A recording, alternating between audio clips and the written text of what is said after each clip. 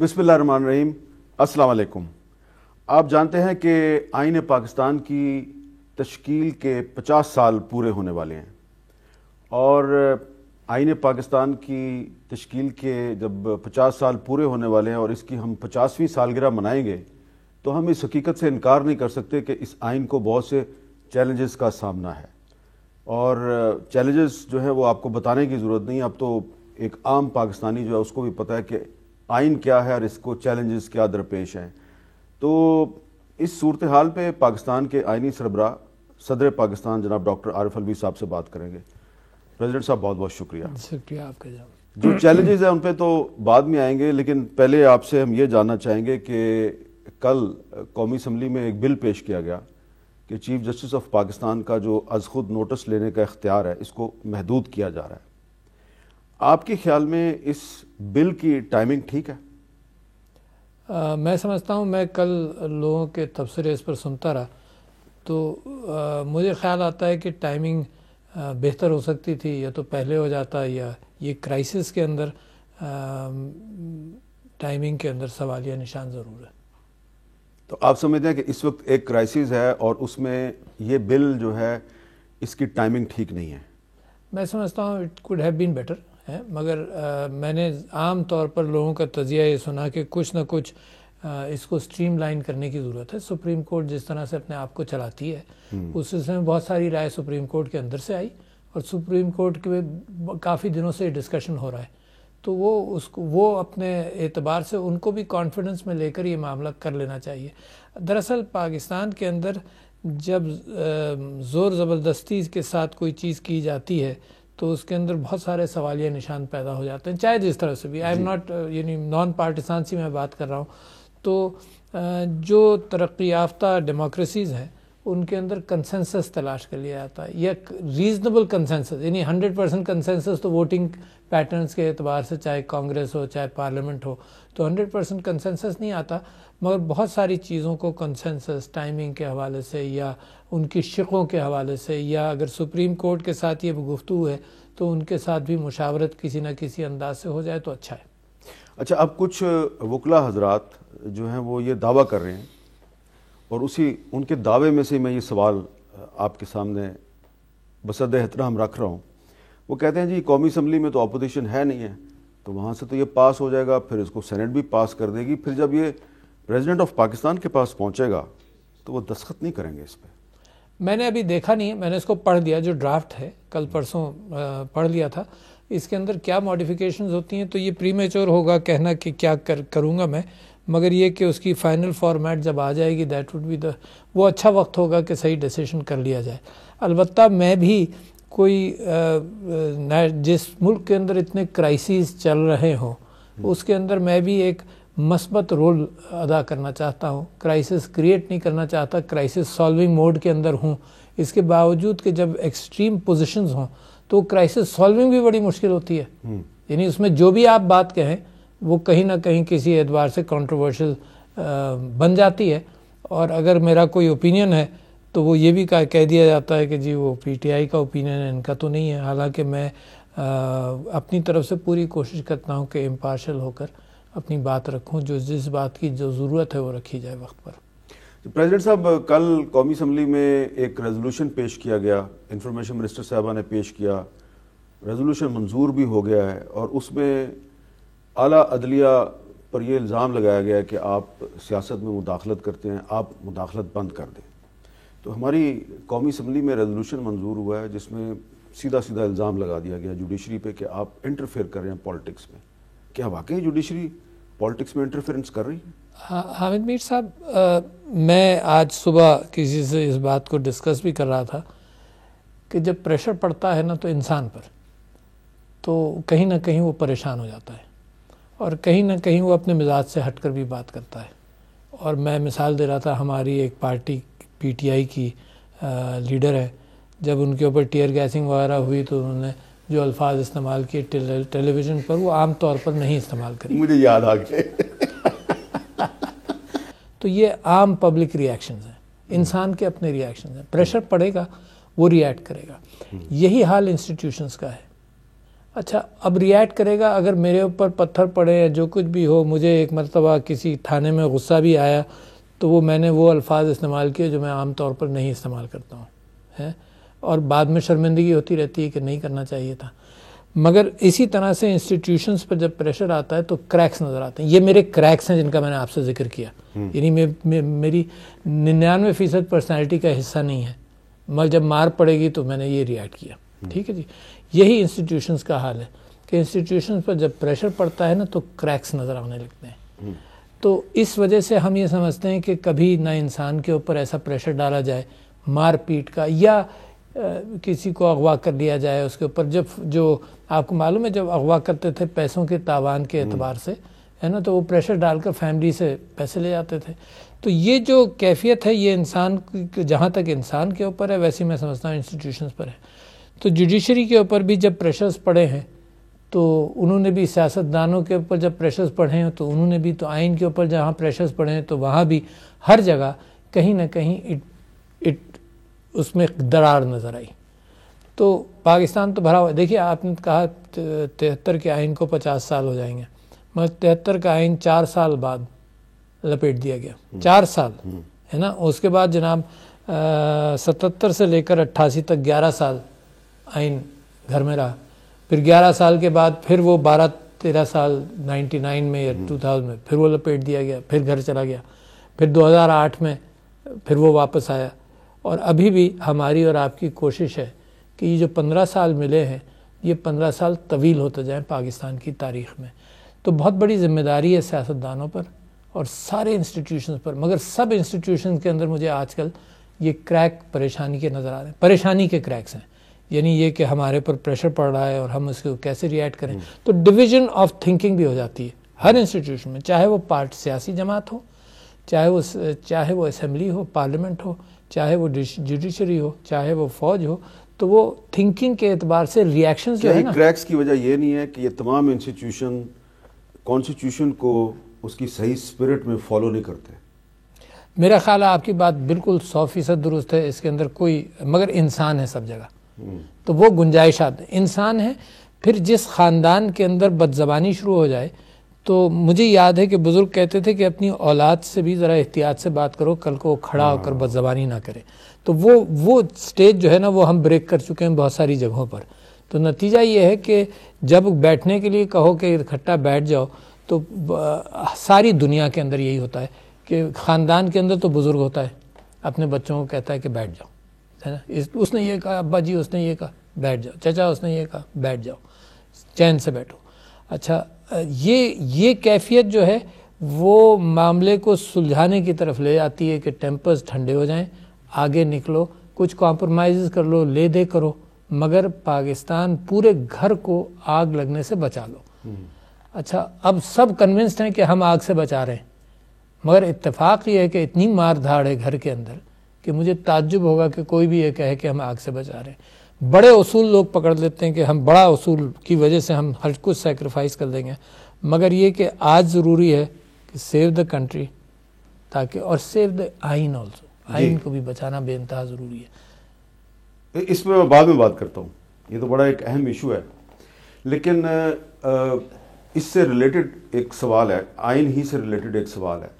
آپ نے پنجاب اور خیبر پختونخوا کی اسمبلیاں ٹوٹنے کے بعد ایک رول پلے کرنے کی کوشش کی, پھر آپ نے خود ہی ایک ڈیٹ دے دی 30 اپریل کی, اور پھر الیکشن کمیشن نے شیڈول بھی دے دیا. پھر اچانک الیکشن کمیشن نے وہ ملتوی کر دیا اور وہ ڈیٹ بھی بدل دی. کیا الیکشن کمیشن کے پاس یہ آئین کے تحت اختیار ہے ڈیٹ بدلنے کا؟ یہ تو سپریم کورٹ ڈیسائیڈ کرے گی, مگر یہاں پر بھی اس کھچڑی کے اندر سارے ادارے موجود ہیں. یعنی قوم کو کیا لیڈرشپ ہم دے رہے ہیں, سارے ادارے موجود ہیں, including the supreme court, including the defence ministry. اس نے بھی کہا کہ یہ نہیں ہو سکتا, وہ حالات اتنے خراب ہیں, ساری باتیں کی. تو سب یعنی قوم منتظر ہے اس بات کی کہ کوئی رسپانسبل بات ہو, ہے نا. اور قوم کے اندر وہی کنفیوژن نظر آ رہا ہے جو اداروں کے اندر ڈویژن, آپس کا جو ڈویژن ہے وہی کنفیوژن قوم کے آگے رکھا ہوا ہے. تو یہ تو سپریم کورٹ ڈیسائیڈ کرے گی کہ ان کو حق ہے یا نہیں ہے.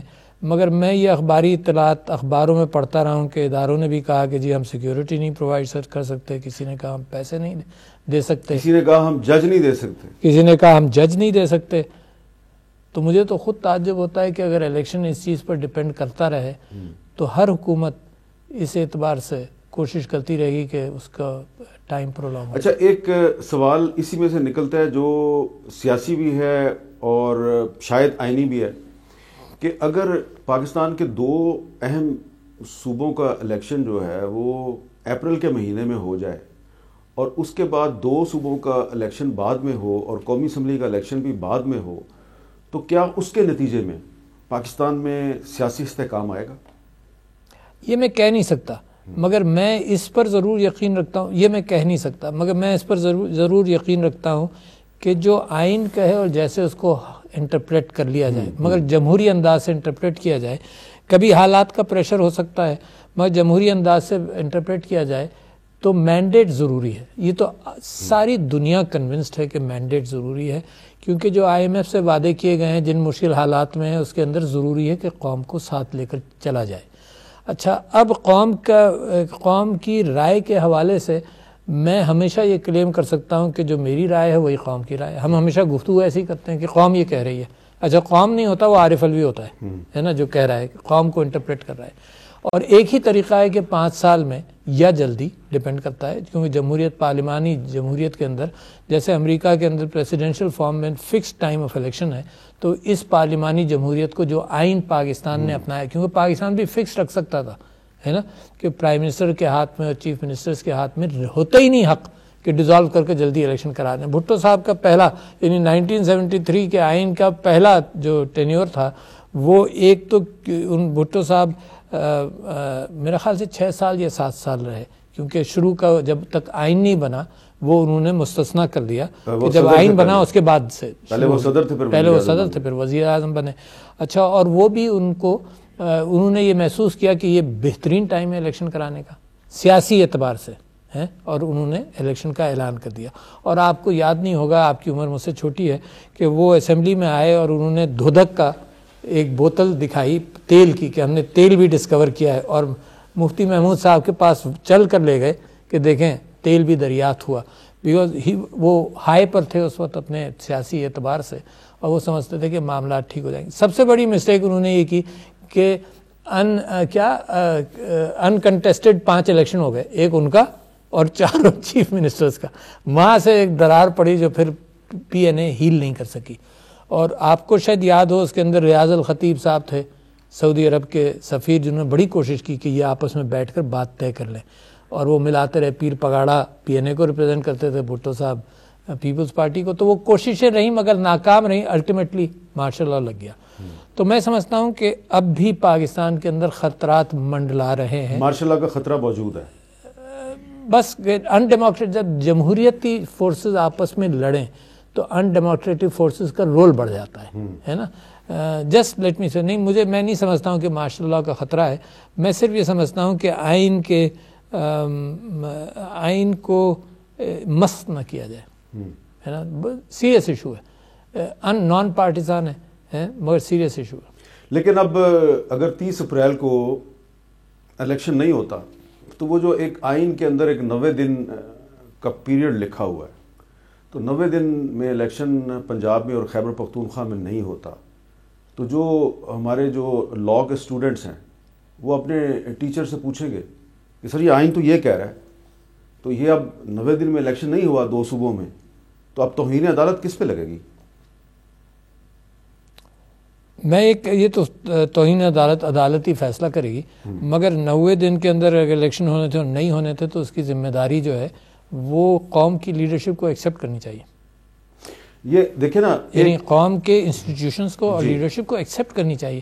یعنی آپ نے پوچھا طالب علم پوچھیں گے, طالب علم پوچھتے رہے ہیں, ابھی بھی ہم سے بھی پوچھتے ہیں. ہاں, جسٹس منیر سے لے کر آج تک طالب علم یہی پوچھتے رہے, ہے نا. اور افتخار چودھری صاحب کا وہ کام کہ انہوں نے کہا جی ایک آدمی یعنی مشرف صاحب کو یہ بھی اختیار دے دیا کہ آئین میں جو تبدیلی کرنا چاہتے ہو وہ بھی کر لو. تو طالب علم تو پریشان ہے کہ سکھاتے کیا اور رول ماڈل کوئی نہیں ہے, نہ جسٹس منیر ان کا رول ماڈل ہے, نہ افتخار چودھری رول ماڈل ہے. نہیں, بڑے اچھے اور بھی گزرے, جسٹس کرنیلیس گزرے, بڑے بھگوان داس گزرے, یار کتنے بڑے بڑے ججز. دیکھیں یہ آپ نے 2 نام بہت درست لیے ہیں, جسٹس اے آر کارنیلیس اور جسٹس رانا بھگوان داس. کیا بڑے لوگ, یہ بہت زبردست جج تھے پاکستان کی تاریخ کے, لیکن ہمارے جو عام پاکستانی ہیں وہ ان کی خدمات سے واقف نہیں ہیں.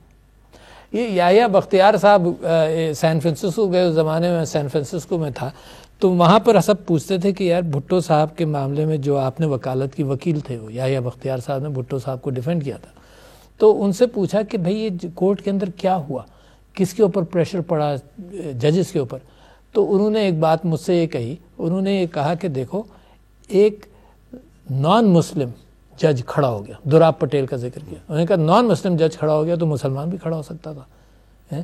تو میں سمجھتا ہوں کہ ججز کے لیے بھی بڑی ذمہ داری کا وقت آ جاتا ہے.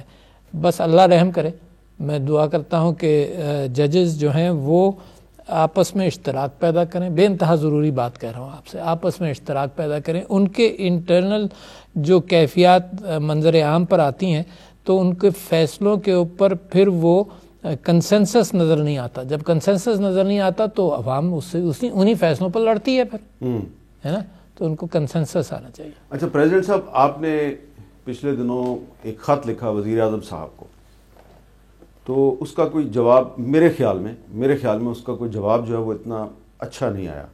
حالانکہ اس سے پہلے آپ کو یاد ہوگا کہ لاسٹ ٹائم جب میری آپ سے ملاقات ہوئی تھی اور پھر انٹرویو بھی ہوا تھا, تو آپ نے کہا کہ آپ کے ان کے ساتھ بڑے اچھے ورکنگ ریلیشن شپ ہیں, اور جب ان سے بات ہوئی تو انہوں نے بھی اس کی تصدیق کی. لیکن اب ان کی طرف سے جواب اچھا نہیں آیا. میں جان سکتا ہوں اس کی وجہ کیا ہے؟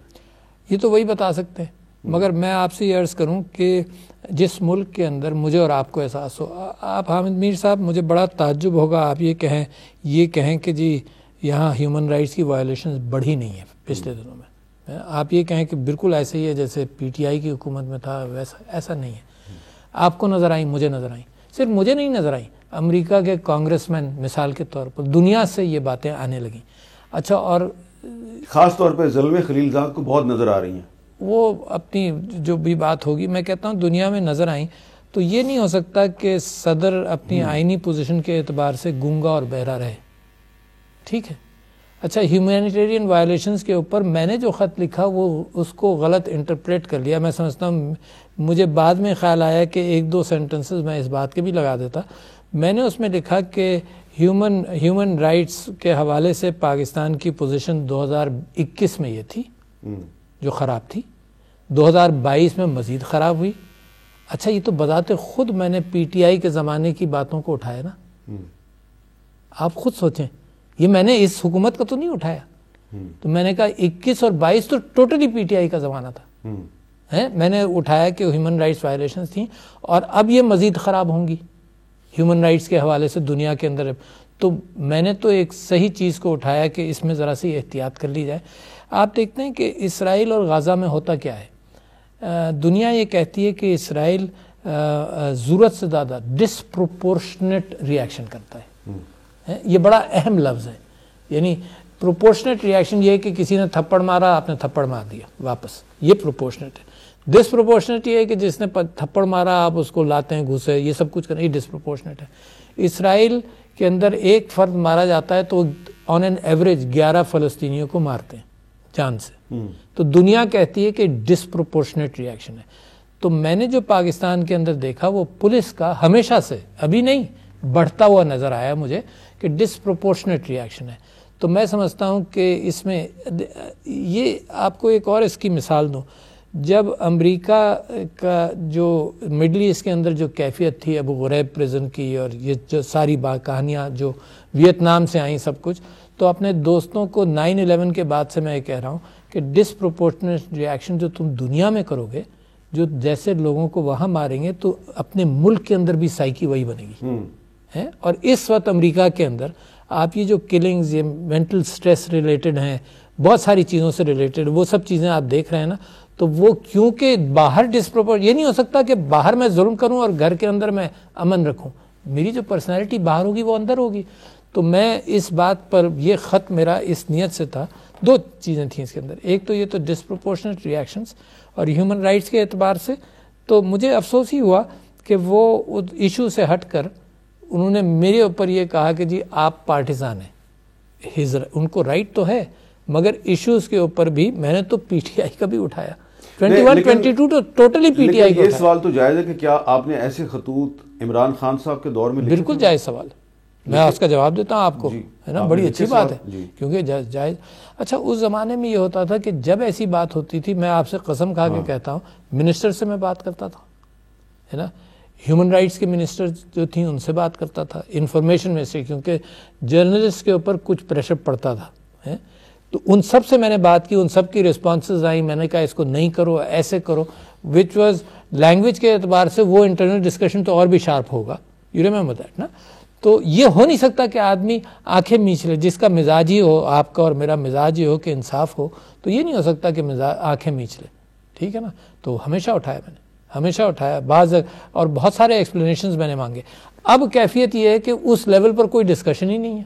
ایک چیز مجھے یاد ہے کہ journalist protection bill president house میں لانچ کیا گیا تھا. ہاں جی جی جو چیز تو میں ہمیشہ اٹھایا. دیکھیے ایک اور خط میں نے لکھا تھا جس میں نے کچھ لوگوں کا ذکر کیا تھا، پھر کسی ایک جرنلسٹ نے کہا کہ آپ نے میرا ذکر نہیں کیا ہے، تو میں سب کا ذکر نہیں کر سکتا ہوں، مگر میں سمجھتا ہوں کہ امپارشیلٹی کا تقاضا یہ ہے کہ اسی وجہ سے میں بڑا کلیئر ہوں کہ ہیومن رائٹس وائلیشنز کے اوپر میں نے کہا کہ 21-22 کے اندر بھی تھیں بڑی. اچھا ایک سوال بڑا اہم ہے، ہاں، اور برا نہ منائیے گا لیکن یہ بہت لوگوں نے یہ سوال اٹھایا کہ آپ نے اپنے خط میں جن ہیومن رائٹس وائلیشنز کا ذکر کیا اس سے تو کوئی انکار کر ہی نہیں سکتا، بس ٹھیک، لیکن جن پولیس افسران پہ الزام ہے کہ وہ ان کا مین لیڈنگ رول ہے ان ہیومن رائٹس وائلیشنز میں، ان کو آپ سے تمغے دلوا دیے گئے، تمغہ شجاعت.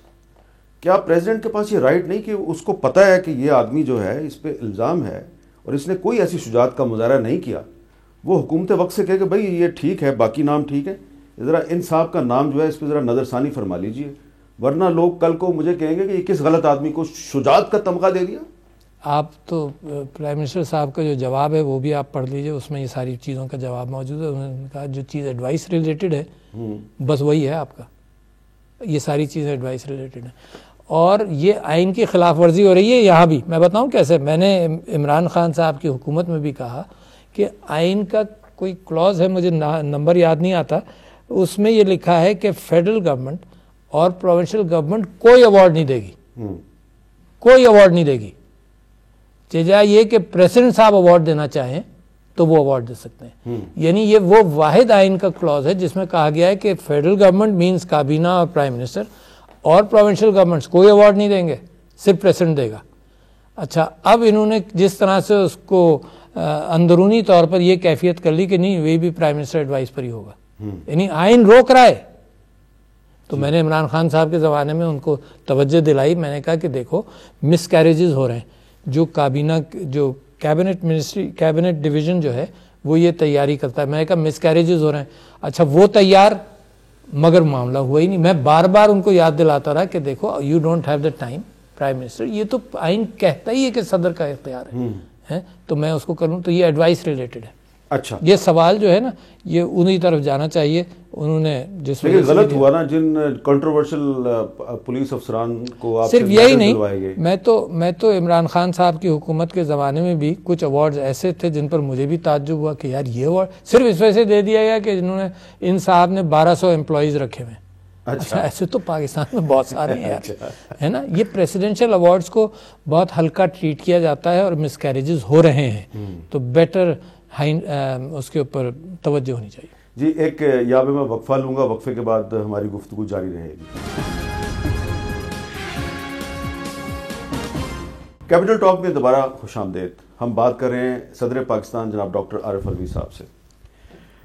پریزیڈنٹ صاحب پولرائزیشن کی بات ہو رہی تھی اور ظاہری بات ہے یہ پولرائزیشن ہمارے ہر ادارے میں آ چکی ہے، اور آپ نے وقفے سے پہلے جو جوڈیشری میں ایک ڈیوائیڈ ہمیں نظر آ رہی ہے اس کا بھی ذکر کیا. آپ یہ سمجھتے کہ اس ڈیوائیڈ کی بنیادی وجہ وہ جسٹس قاضی فائز عیسیٰ کے خلاف ریفرنس ہے، اس میں جو ڈویژن سامنے آئی وہ ابھی تک چل رہی ہے؟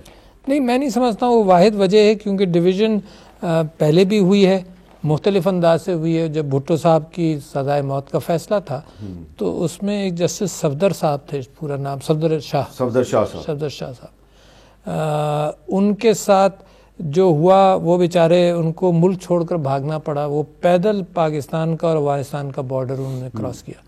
تو وہ ڈیوائڈ جس انداز سے فورس کی گئی, آپ کو یاد ہے وہ شاید 4-3 یا 5-3 ڈیسیشن تھا, جس انداز سے فورس کی گئی, لوگوں کے اوپر پریشر تھا, تو میں سمجھتا ہوں کہ division in the court is always possible. اچھا, ہو سکتا ہے. سارے دنیا کے کورٹس میں کوئی 100% یونانیمٹی والے ورڈکٹس نہیں ہوتے, چاہے امریکن سپریم کورٹ ہو چاہے انگلینڈ کی ہو, تو ڈیوائڈ اوپینینس کے اندر ہو سکتا ہے. تو میں اس کو ٹریس نہیں کر سکتا. یہ آپ نے ایک ایسے دور کا حوالہ دیا جب پاکستان میں مارشل لا تھا, اب تو مارشل لا نہیں ہے یا ابھی بھی ہے؟ صفدر شاہ صاحب والا زمانہ, جی ہاں, جب تو ماشاء اللہ ضیاء الحق کا نہیں میں اس کا حوالہ دیا, مگر میں آپ سے یہ کہہ رہا ہوں کہ کورٹ کے اندر ڈویژن کا آپ یہ دیکھ لیجئے کہ جب مارشل لا لگنے لگا تو جسٹس سعید الزمان صدیقی کی پورا بریلینٹ ٹیلنٹ, یعنی اس زمانے کے جو ججز چھوڑ گئے, ریزائن کر گئے, آپ ان کو دیکھیے. اور مجھے آج تک یاد ہے کہ سعید الزمان صدیقی صاحب میں ان کا مریض, وہ میرے مریض بھی تھے اور میرے والد صاحب کے بھی دوست تھے. تو وہ میں ان کو یہاں آ کر ملا تھا اسلام آباد میں, اور ایسے ہی آیا تھا تو میں ان سے ملا اسی زمان. انہوں نے کہا جی ڈیفینیٹ یہ بات طے ہے کہ مجھ سے مشرف صاحب نے یہ کہا ہے کہ وہ ریزگنیشن لے آئیں گے کسی کا, اور یہ بات اس وقت, مگر اگر نہیں لائے تو ہم سب ریزائن کریں گے. And he stood by his word. We lost a good talent. تو ڈویژن از نو ایشو, ہے نا, ڈویژن ہوگا, مگر یہ پرسنالٹی بیسڈ جو ڈویژنز ہیں یہ پریشان کن ہے. انا کا مسئلہ نہیں بنا. ہاں, انا کا مسئلہ, اوپینین کے اندر ڈویژن تو ہوگا.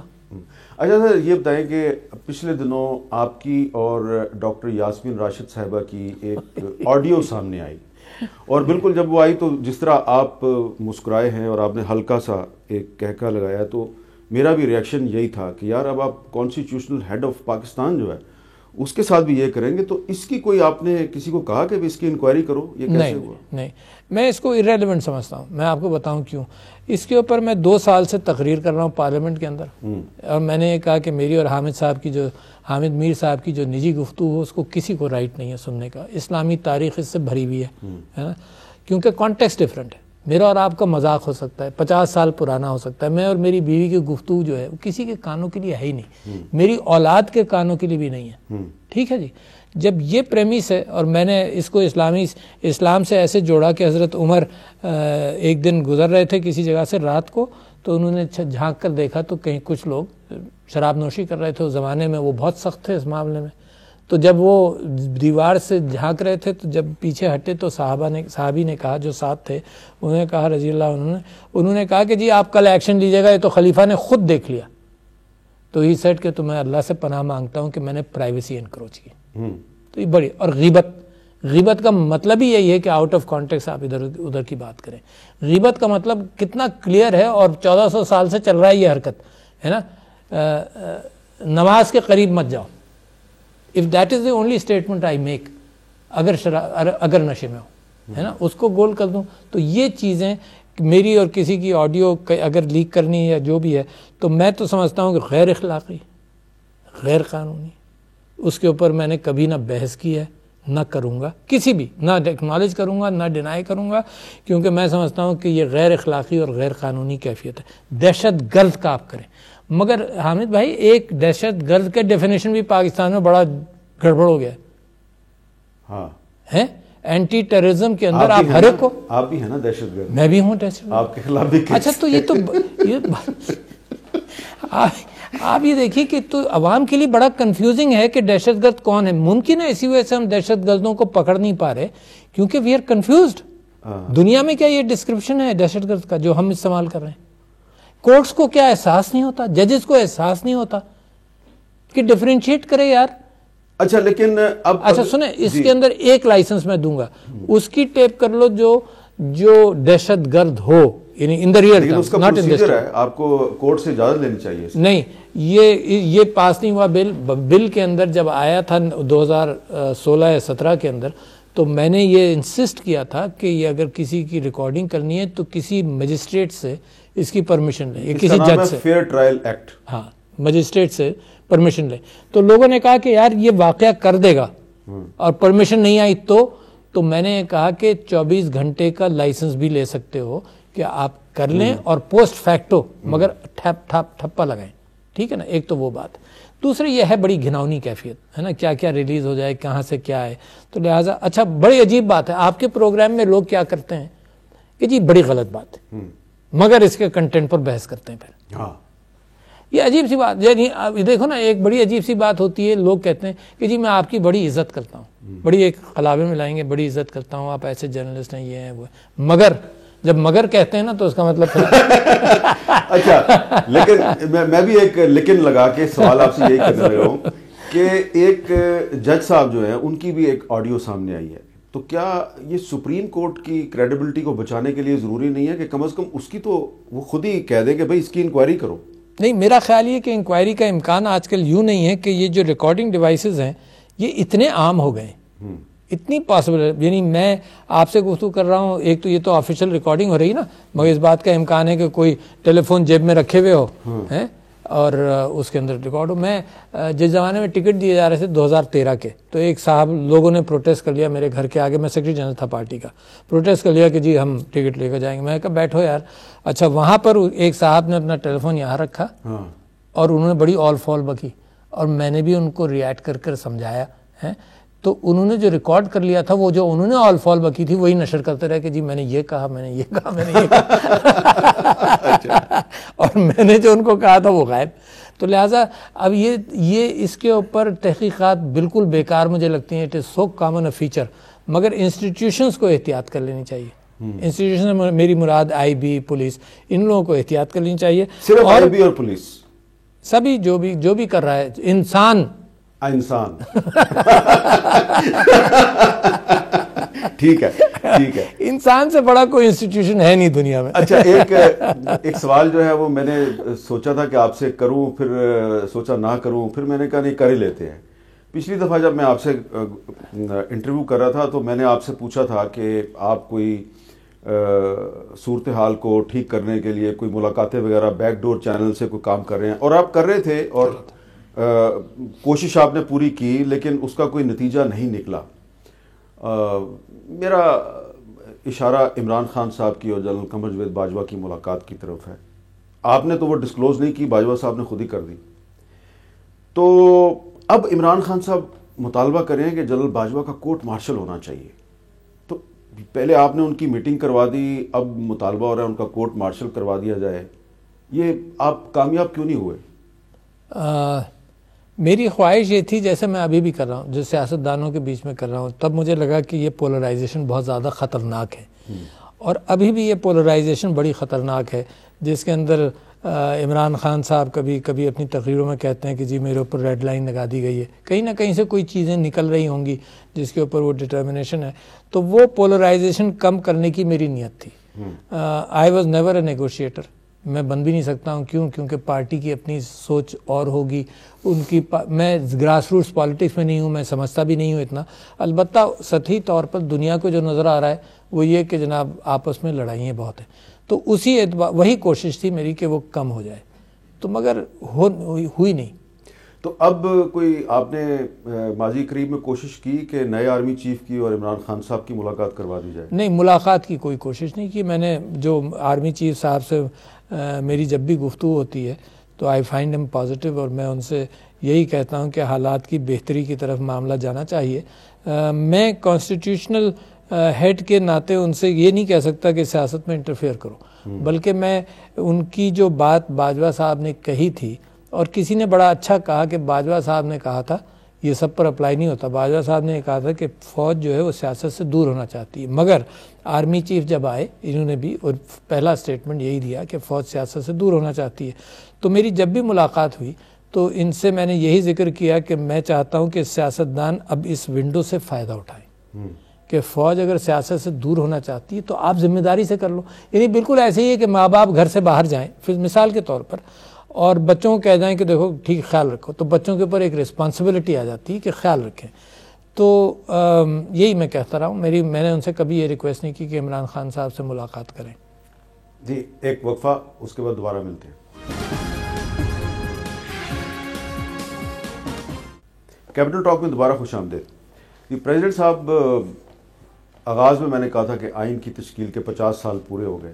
جی ہاں، میں آپ نے ایک سوال کیا تھا ایوارڈز کے سلسلے میں، اور میں آپ کو بلیٹنٹ وائلیشن آف کانسٹیٹیوشن پڑھانا چاہتا ہوں کہ اس میں لکھا ہے آرٹیکل 259(2) میں نو ٹائٹل آنر اور decoration which shall be conferred by the federal government or the provincial government on any citizen but the president may award decorations in recognition. یعنی ان کو تو روکا گیا، یعنی آئین تو بہت کم جگہوں پر ایسی بات کرتا ہے، ان کو تو کہا ہے تم تو دے ہی نہیں سکتے، یعنی کہ یہ آپ کا اختیار ہے لیکن میرا اختیار ہے. تو اس کی ایک وائلیشن چل رہی ہے کسی وجہ سے. رولز آف بزنس میں کیا کیا، کس کو کیسے اختیار لے لیا گیا.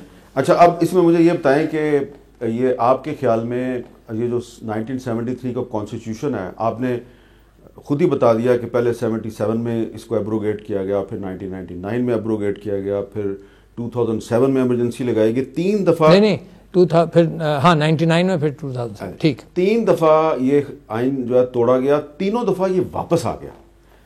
تو 56 کا آئین ریسٹور نہیں ہوا، 62 کا آئین ریسٹور نہیں ہوا، 73 کا جو آئین ہے اس نے اپنی ہیٹرک مکمل کی ہے، اس کو توڑا گیا، یہ بار بار بحال ہوتا ہے. بالکل. اس کی اسٹرینتھ کیا ہے؟ میں سمجھتا ہوں اس کی strength, this is the brilliance of Zulfikar Ali Bhutto. میں 2-3 چیزوں میں ان کی بریلینس کا ایکنالج کرتا ہوں. ایک شملہ ایکارڈ، یعنی جب چیزیں فالنگ اپارٹ، اس کے باوجود نیگوسیشنز کر صرف ایک چیز انہوں نے ییلڈ کی، وہ line of control, cease fire line کو لائن آف کنٹرول کہا، اور انہوں نے کہا کہ یہ بائی لیٹرلی ہم سالو کریں گے. یہ 2 چیزیں ییلڈ کی، مگر بہت بڑا کام کیا انہوں نے. البتہ یہ بھی صحیح بات تھی کہ 80-90 ہزار جو پرزنر آف وار تھے ان کو انڈیا رکھ بھی نہیں سکتا تھا، but still things falling apart کو مینیج کر دیا. اسی طرح سے یہ آئین ان کی بریلینس کا کمال ہے، اور اس میں یونانیمٹی اختیار کرنا. یہ دوسری بات ہے کہ بھٹو صاحب نے یونانیمٹی اختیار کر دوسرے ہی دن اس کے خلاف کام کر دیا ہے نا، اس کو ایک طرف کر دیا ہے، مگر سب سے دستخط کرا دیا. بہت بڑی بات ہے. ویری فیو پیپل، میرے خیال سے 2-3 ممبران، لیکن جنہوں نے دستخط کیے، خان عبد الولی خان صاحب نے، مولانا مفتی محمود صاحب نے، غوث بخش بزنجو صاحب نے، ان کو بھی تو تھوڑا کریڈٹ دینا چاہیے. نہیں ظاہر آف کورس میں یونانیمٹی کا کریڈٹ، مگر یہ ڈرافٹنگ کا کریڈٹ تو ان کی طرف نہیں جاتا. یہ ڈرافٹنگ کا کریڈٹ جاتا ہے چند لوگوں کی طرف. حفیظ پیرزادہ، بہت بڑا رول ہوگا آئین کی ڈرافٹنگ میں. بھٹو صاحب ہمسیلف بہت ہی انٹیلیجنٹ آدمی تھے. تو میں یہ سمجھتا ہوں کہ آئین کی اسٹرینتھ عوام ہے، اور مجھے تو جناب 8-10 مہینے سے یہ خیال آ رہا تھا، اور میں اپنی تقریروں میں یہ بات کر رہا تھا کہ آئین از انڈر تھریٹ. بلکہ جب عمران خان صاحب پروونشل اسمبلیز ڈیزالو نہیں کی تھی انہوں نے، تب سے میں نے عمران خان صاحب سے بھی کہا، پبلکلی کہا، 4-5 مہینے پہلے کی بات ہے، میں نے ان سے کہا کہ یار مجھے تو یہ لگنے لگا ہے کہ اکتوبر کے الیکشنز بھی انڈر تھریٹ ہیں. اکتوبر 2023 کے؟ ہاں. تو تھریٹ کہاں سے آ رہا ہے؟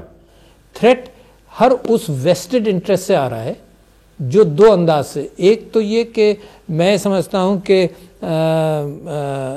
موجودہ حکومت یہ محسوس کرتی ہے کہ اس نے، اور کہتی بھی ہے، وہ کہتی ہے کہ ہم نے قربانی دی، ہم نے پاکستان کو سنبھالا دیا، پاکستان بہت خراب طرف جانے والا تھا.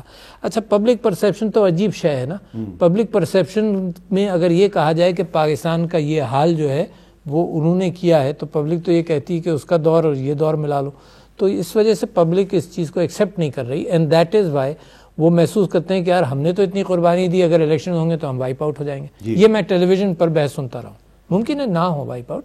میں سمجھتا ہوں کہ جب الیکشن ہوتا ہے نا، تو اس کے اندر لوگ اپنے نیریٹو کے اعتبار سے بہت ساری چیزیں ہو جاتی ہیں. آپ کو معلوم ہے اسپین کی جو اسٹرانگسٹ پارٹی تھی وہ اتفاقیہ، یعنی وہاں ایک ایکسیڈنٹ ہو گیا تھا جو باسک ٹیررسٹ کے ذمے لگا کر دوسری پارٹی آ گئی، حالانکہ وہ باسک ٹیررسٹ نہیں تھے.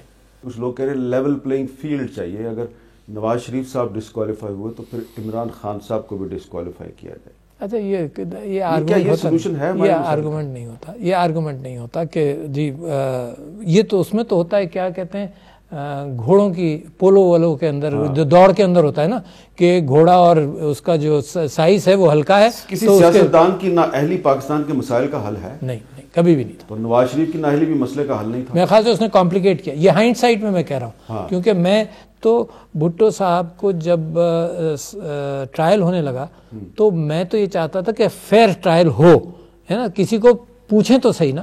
اچھا جب آپ فیئر ٹرائل کرنے جاتے ہیں لوگ کہتے ہیں پیچھے دیکھو وہاں سے شروع کرو. تو آپ کو معلوم ہے نیب کا بل جو تھا 1980 سے شروع ہوا, لوگ کہتے تھے اس سے پہلے سے شروع کرو. تو لہٰذا میں یہ سمجھتا ہوں آج بھی کہ کسی پارٹی کو بین کرنا, نیپ جو تھی نیشنل عوامی پارٹی وہ بنی NDP, شہرباز خان مزاری صاحب نے لیڈ کیا, نیشنل ڈیموکریٹک پارٹی نام بدل کر کے بھی آ گئی, ان اسٹیج ان ایگزسٹنس. تو لہٰذا آج وہ ANP کی صورت میں موجود ہے, آج وہ ANP کی صورت میں موجود ہے. تو میں یہ سمجھتا ہوں کہ کسی کو آپ اور بڑا خطرناک کیفیت ہوگی اگر آپ اس طرح سے کام کیا جائے. کیوں؟ ایک تو میں سمجھتا ہوں جان کا خوف, جان کی کیفیت. میں یہ بھی کہنا چاہتا ہوں کہ بے نظیر بھٹو صاحب کی شہادت کے بعد جو پاکستان کھپے کا نعرہ جو زرداری صاحب نے لگایا تھا, اس سے میں سندھ میں کا رہنے والا ہوں, مجھے معلوم ہے کہ حالات اتنے خراب تھے کہ اس وقت کوئی اور نعرہ پاکستان کو توڑ سکتا تھا. ٹھیک ہے نا. تو یہ حالات کی نزاکت کو دیکھتے تو یہ کریڈٹ آج آپ زرداری صاحب کو دے رہے ہیں کہ انہوں نے پاکستان میں ہمیشہ دیا, آج نہیں دے رہا, اس دن سے دے رہا ہوں جب سے انہوں نے نعرہ لگایا. It was a relief for me. اس وجہ سے جن سارے سیاستدانوں کی جانیں قیمتی ہیں, اس وجہ سے میں محسوس کرتا ہوں کہ اسٹرانگ پروٹیکشن, فوج پولیس سب مل کر ان کو اسٹرانگ, سارے سیاست کسی کی زندگی اس وقت دیکھو, آپ اس کو بیلٹ باکس پر ہراؤ, آپ اس کو عدالت میں ہراؤ, جس کو بھی آپ نے اس کو کسی انصاف کرنا ہے تو بیلٹ باکس پر اور عدالت میں, مگر یہ فزیکل لیول پر جو ہے بہت ہی خطرناک ہوگا. تو اللہ بچائے جناب, آئی کین پرے ٹو اللہ سبحانہ و تعالیٰ کہ وہ اس ملک کو اس کیفیت سے بچائے. تو یہ کسی کو ڈسکوالیفائی کرنا, کسی پارٹی کو ڈسکوالیفائی کرنا, وہ ایک فورن فنڈنگ کیس ہے, وہ زمانے کا ہے جب میں سیکرٹری جنرل تھا, ہے نا. تو یہ ہماری وہ کوشش ہے کہ ہر چیز کی رسید ہو, ہماری وہ کوشش ہے کہ ہر چیز آفیشلی آئے, میری وہ کوشش ہے کہ کوئی حوالے سے نہیں آئے گا کام. امریکہ کے قوانین کے مطابق یہ جتنے ڈونیشنز ہیں یہ آفیشلی آنے چاہیے. تو ہم نے LLC لمیٹڈ لائبلٹی کمپنی کھولی, تو اس کے اندر مس کیریج اگر ہوئے ہیں کچھ تو اس کا الیکشن کمیشن, مگر یہ فارن فنڈنگ تو کہیں سے بھی نہیں ہے نا. بہت بہت شکریہ پریزیڈنٹ صاحب, بہت بہت شکریہ, تھینک یو ویری مچ.